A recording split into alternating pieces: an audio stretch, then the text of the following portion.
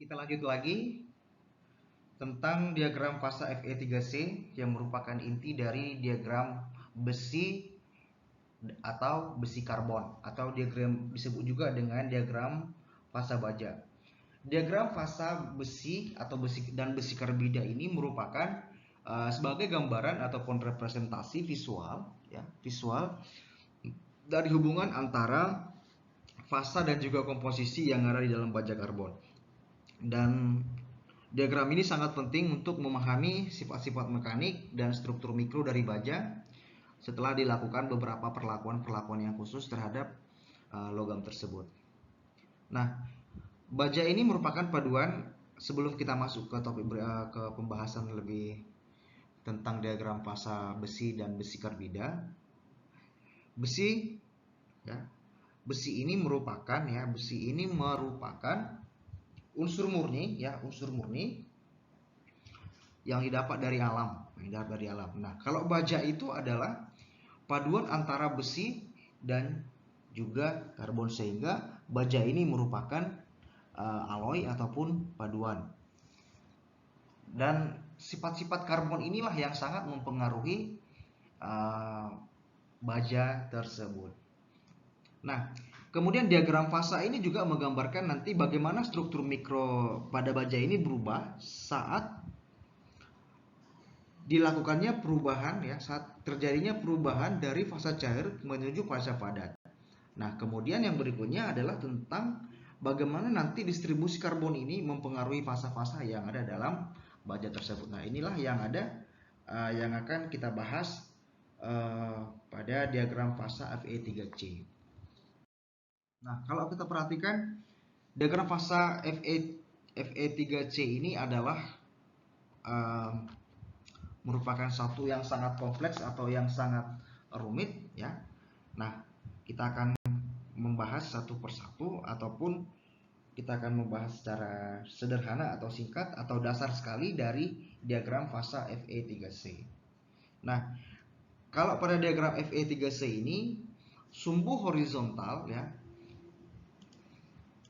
sumbu horizontal ini menyatakan persen berat dari karbon, dari 0 sampai dengan 6,67% berat karbon. Kemudian yang sumbu vertikal ini menyatakan temperatur. Nah, ada tiga komponen utama atau bagian utama di dalam diagram Fe3C ini. Nah, yang pertama adalah austenit, austenit atau disebut juga dengan gamma, Nah, di sini austenit ini kalau dia pada suhu tinggi, dia memiliki unsur karbon yang sangat besar, sehingga fase austenitnya terbentuk. Nah, austenit ini merupakan fasa yang stabil, pada suhu tinggi, dan memiliki struktur kristal phase center kubik seperti yang sudah kita bahas sebelumnya tentang atom dan struktur kristal. Kemudian bagian penting berikutnya adalah ferrit atau alfa, Nah, ferrit atau alfa ini terbentuk pada suhu rendah, dan memiliki sedikit kandungan karbon, Ini di bawah 0,022% weight karbon. Jadi biasanya alfa ini memiliki komponen karbonnya yang kecil. Namun pada austenit ini, ini austenit, yang alfa ini adalah ferrit. Kalau austenit tadi ini memiliki komposisi karbon yang cukup besar kalau kita perhatikan pada diagram ini, Nah, kalau dia ferrit, dia komposisi karbonnya cukup rendah kalau kita perhatikan pada batas ini, Kalau kita perhatikan pada batas ini, dia hanya memiliki komponen di bawah 0,022% berat dari karbon. Nah, kalau ferrit ini stabil pada suhu rendah dan struktur kubiknya adalah BCC atau base center cubic. Nah, kemudian yang pentingnya lagi adalah karbida atau Fe3C ya. Karbida atau Fe3C. Nah, Fe3C ini ya, Fe3C ini saat kandungan karbon yang ditentukan ini adalah 0,22%. Nah, pada suhu tertentu. Nah, ini terjadi karena saat austenit ini bertransformasi menjadi mengalami transformasi eutektoid ya, kemudian menjadi campuran karbida ya, karbida besi atau Fe3C dan perlit. Perlit ini merupakan campuran antara sementit dan ferrit ya, campuran antara sementit ya, sementit dan juga ferrit. Jadi kalau kita buatkan secara label nama umum, antara ferrit itu adalah alfa, kemudian sementit itu atau karbida itu adalah sementit ya, karbida terbentuk pada grafik yang di sebelah sini. Nah, kemudian karbida atau Fe3C ini memiliki fasa yang kaya karbon dan sifatnya sangat keras ya. Sifatnya sangat keras. Kalau dia fasa ferrit itu ya, fasa ferrit yang murni di unsur karbonnya itu adalah 0,022%. Sangat kecil sekali ya berada pada rank ini. Nah, kemudian diagram fasa Fe3C ini sebenarnya menggambarkan kondisi kesetimbangan. Kemudian ini diagram fasa ini juga memberikan panduan terhadap insinyur ya, terhadap insinyur ataupun ahli yang lain untuk dapat memprediksi dan mengendalikan struktur mikro dalam baja. Nah, kemudian semua ini tergantung pada saat terjadinya pendinginan ataupun pemanasan tertentu. Jadi diagram fasa ini tidak bisa memverifikasi ya, tidak bisa memverifikasi, hanya mempresentasikan atau meramalkan ya, meramalkan sifat atau fasa-fasa yang terjadi pada paduan baja. Nah, kenapa dilakukan demikian?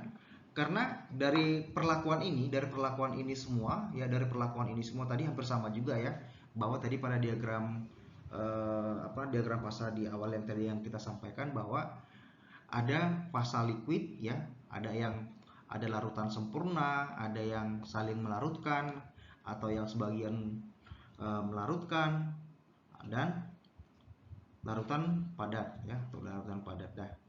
Nah, di sini kenapa bisa demikian? Ini untuk mendapatkan sifat mekanik ya, kembali ke mechanical properties dari sebuah material yang kita rekayasa tersebut.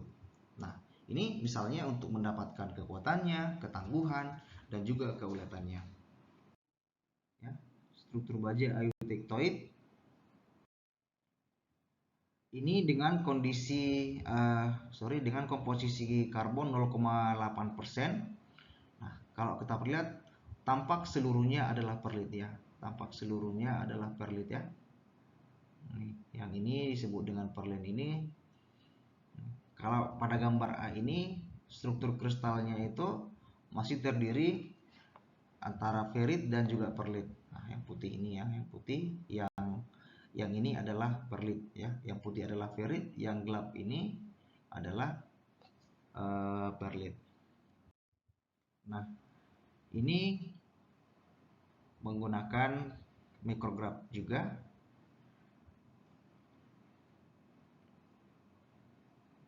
ya. Ini pembesaran 200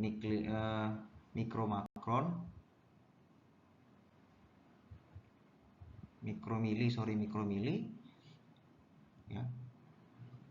Kemudian yang ini adalah pembesaran 50 mikron. Nah, kalau kita perhatikan lagi, yang ini adalah perlit dan yang putih ini adalah ferrit, ya.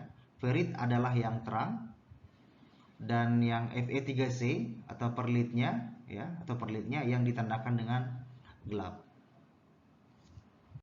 Yang low, ya, yang low didominasi oleh alfa atau ferrit.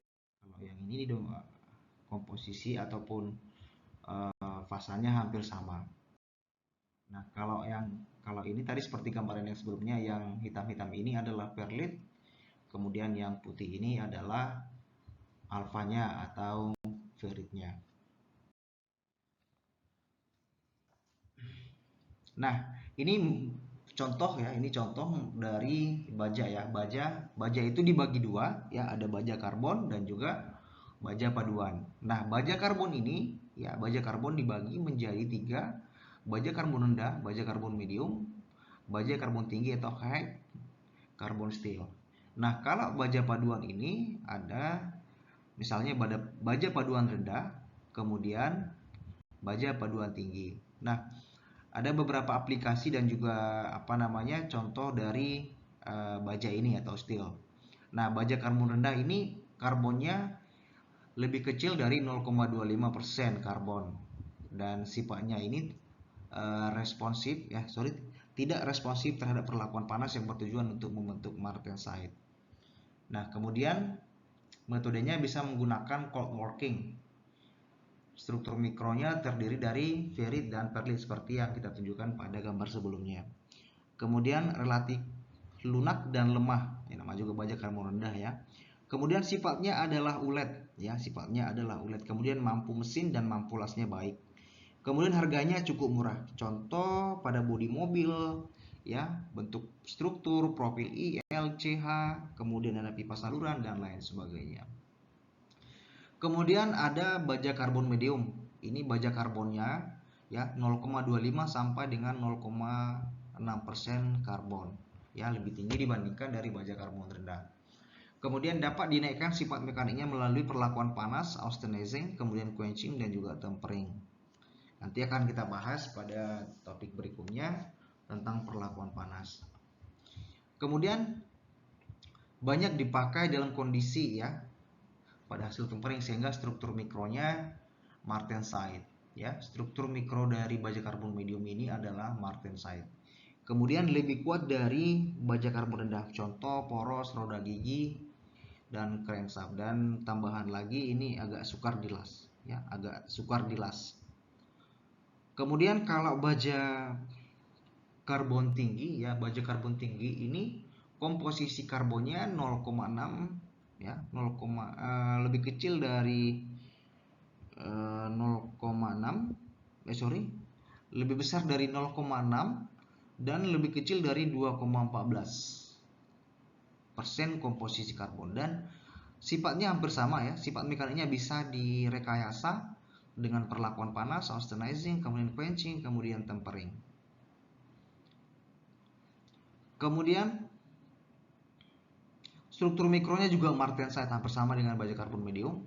Nah, namun sifat mekaniknya ini adalah paling keras, paling kuat, paling getas di antara baja karbon lainnya. Karena apa? Karena kandungan karbon ini tersendiri, ya. Karena kandungan karbon ini sendiri, dan penggunaan unsur karbon ini ditujukan sesuai dengan pemanfaatannya masing-masing. Nah, kemudian biasanya kalau baja tahan karbon tinggi ini sifatnya adalah tahan aus, ya, tahan aus atau tahan gesekan yang berlebihan. Nah, misalnya pegas, pisau cukur, kemudian kawat kekuatan tinggi, kemudian rel kereta api, dan juga perkakas potong.